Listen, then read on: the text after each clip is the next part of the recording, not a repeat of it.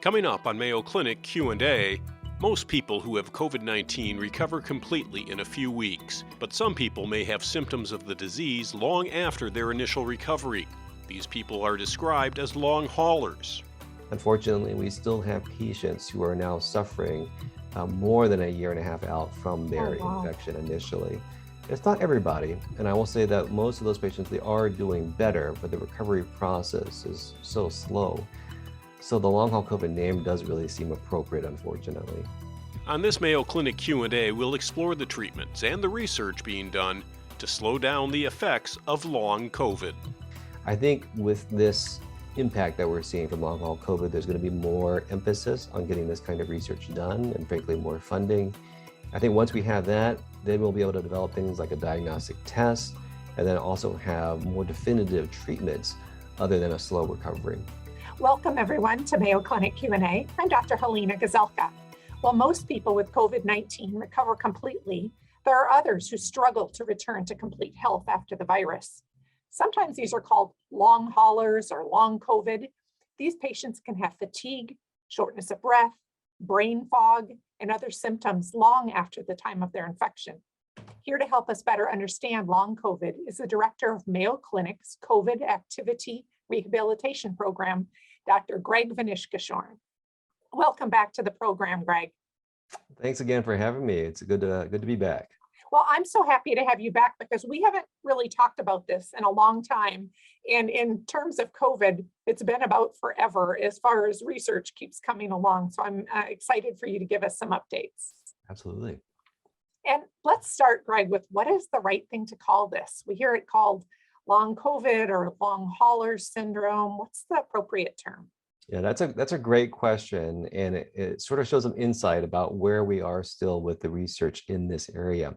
Even though it's been about a year and a half since our team first started working with patients with long haul COVID, we still don't have a name that we can all agree upon across the world. Some people call it long haul COVID.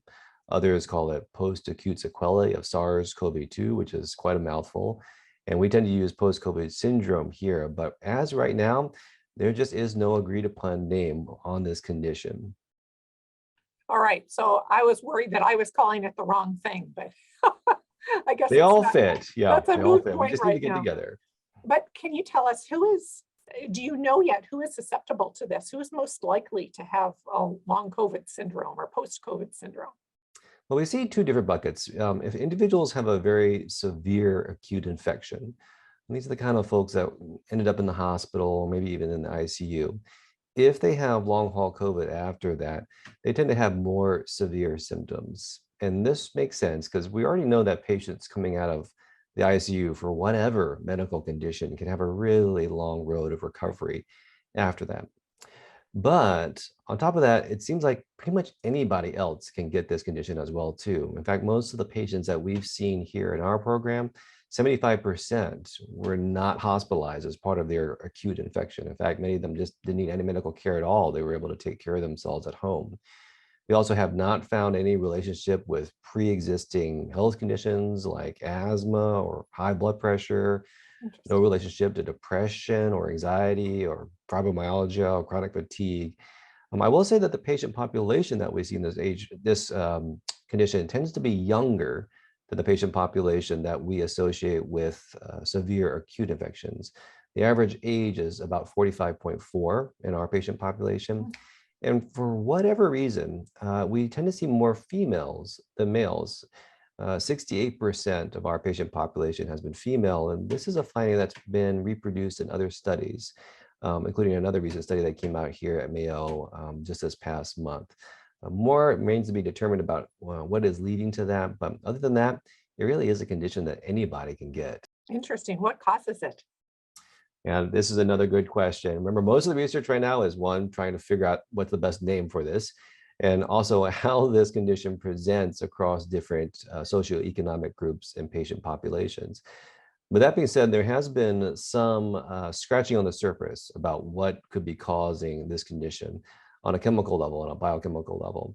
So for example, we do have some research now that shows that some of the cells that are used to create immunity after an infection, they may be malfunctioning in this condition in patients with long haul COVID. We also now have some research that shows that patients with this condition can have antibodies against themselves, otherwise known as an autoantibody. And this may be associated with the long haul COVID state. So immune dysfunction and autoimmunity, they may be at play here. We also now have some information saying that the neurological system may be more impacted by the acute infection than we previously thought. Now, these are all just initial research studies, and a lot is left to be done in this area, but there does seem to be a biological plausibility centering around the neurological system and the immune system that causes this long condition. Very interesting. Greg, do you know if there's preventative measures that can be used while the person is ill with COVID, such as monoclonal antibodies that help prevent this? This is a question that we get quite a bit, and we've had a couple of patients receive monoclonal antibody and then go on to get long haul COVID. So as promising as it sounds, we have not seen that be associated with improved outcomes and prevention of long haul COVID. That being said, it is an area that I'm really interested to see as part of future research when it comes to treatments. I will say that patients these days, they're coming in to be seen sooner than later. Early in the pandemic, patients were arriving 3 to 4 months out after their infection because they weren't certain what they were going through and getting care was difficult. But now, as this condition is more recognized and more programs are available, we're starting to see patients 3 to 4 weeks out from their infection. And if these patients do get long haul COVID, I will say that their courses tend to be less severe than what we have seen in the past, and they're getting better faster. Now, it kind of begs the question, is it the fact that we're seeing them earlier Right. that's making them get better faster, or the fact that a lot of these people have been vaccinated? Too early to determine, but in any case, I do recommend that patients get care sooner than later. How long does it last typically? Yeah, this is the age-old question for something called long haul COVID. It's now more than a year and a half out from the start of this condition, really. And unfortunately, we still have patients who are now suffering more than a year and a half out from their wow. infection initially. It's not everybody. And I will say that most of those patients, they are doing better, but the recovery process is so slow. So the long haul COVID name does really seem appropriate, unfortunately. Greg, on our patient forum, Mayo Clinic Connect, there have been talk about loss of employment due to long haul COVID. Have you seen this concern with your patients? Work has always been something that's been a focus of us here in the CARP clinic, being an occupational medicine clinic primarily. And so we always ask about work abilities and try to get patients back to their job. And unfortunately, that is not always possible. Because of the prolonged nature of the recovery process, many employers just can't wait, unfortunately, forever for these patients to get better. So yes, we have seen quite a few individuals who have not been able to get back to their normal work or been out of work completely and lost their job. Well, that's difficult. Mhm. How do you treat this? What is your program like for individuals who have long haul COVID? Well, one of the first things that we do for patients in this is making sure first that nothing else is going wrong. There are some things that can happen after the acute infection, like blood clots or opportunistic infections, bronchitis or pneumonia that comes in that can really complicate the recovery. So we want to rule out all of those kinds of potentially life-threatening conditions early on. But after that, the real main focus is helping patients recover in an appropriate fashion. Most people, when they have COVID, no pun intended, they're really sick of being sick and want to get back to their normal lives. So they try to do whatever their normal lives may be, whether it's going to work for 8 hours or training for a marathon. And with that, they resume their normal activities and they have a flare of their symptoms, sometimes lasting for days. And this is kind of a hallmark feature that we see with long haul COVID. But then that unfortunately sets up this vicious cycle where they try something and they're tired and then they're down and out. They become more deconditioned, then they try again, and so on and so on and so on until they're very deconditioned and very demoralized.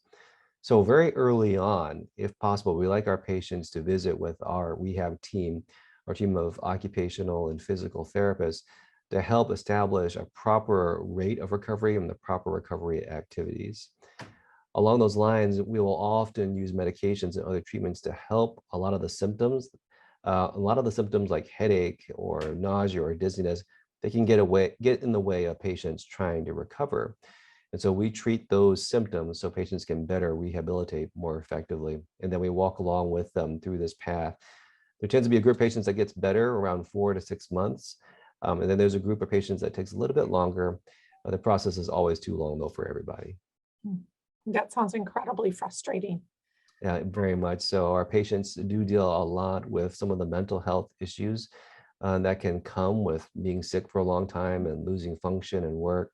And that's an important part of our treatment as well. Many patients, by the time they come to us, they've been told some very unhelpful things about their condition, like this is all in their head, or they just have depression and anxiety, or they just need to tough it out and be like the rest of us. And that's very demoralizing for patients. They have a lot of guilt and self-doubt. So one of the first things that we do for patients is simply just listen to them and let them know that their symptoms are not just all made up in their head, and that we're going to try to help them as best as we can get through this really mysterious condition. Greg, you mentioned earlier that you are all working together in the medical community on a name for this, but what else do you see as some of the most important research that's taking place? You mentioned some a little bit ago. Yeah, I really think that we need to get a better understanding of what is going on at a cellular level with this condition. And this is a condition that's very similar. I won't say that it's the same, but it's very similar to chronic fatigue and fibromyalgia. And we've known about those conditions for decades, but just because of priorities in medicine and stigma, unfortunately, we haven't made a good headway about explaining what's going on in these types of conditions on a cellular level. I think with this impact that we're seeing from long haul COVID, there's going to be more emphasis on getting this kind of research done and frankly, more funding. I think once we have that, then we'll be able to develop things like a diagnostic test and then also have more definitive treatments other than a slow recovery. The other diseases you mentioned, chronic fatigue and fibromyalgia, if I'm not mistaken, are also more common in women. Is that true? Correct. Yes. We also see more autoimmune issues in women as well, too. Right. I think there is a biological basis for this, not just a socioeconomic basis. Of course, both could be at play. Interesting. Thanks so much, Greg. Any last words you'd like to share today with our listeners?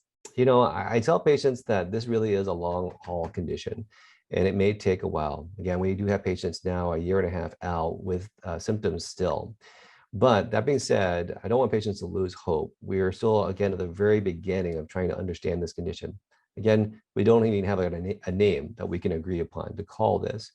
So while things may be long haul right now, and it may be important to develop coping skills to manage these symptoms, I'm hopeful that over the next year or two, we're going to have a lot more progress in the science, and then we may have a cure or treatment that can fix this within a few weeks. Well, we hope with you, Greg, and we look forward to hearing more when you come back next time. Excellent. Thank you again so much for having me. It's always been a pleasure. Thanks to Dr. Greg Manish-Kishorn, who's the director of Mayo Clinic's COVID Activity Rehabilitation Program, for being with us today to talk about long haul COVID.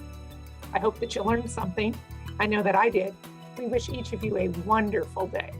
Mayo Clinic Q&A is a production of the Mayo Clinic News Network and is available wherever you get and subscribe to your favorite podcasts. To see a list of all Mayo Clinic podcasts, visit newsnetwork.mayoclinic.org.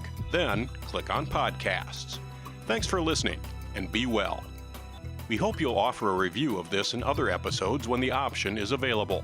Comments and questions can also be sent to Mayo Clinic News Network at mayo.edu.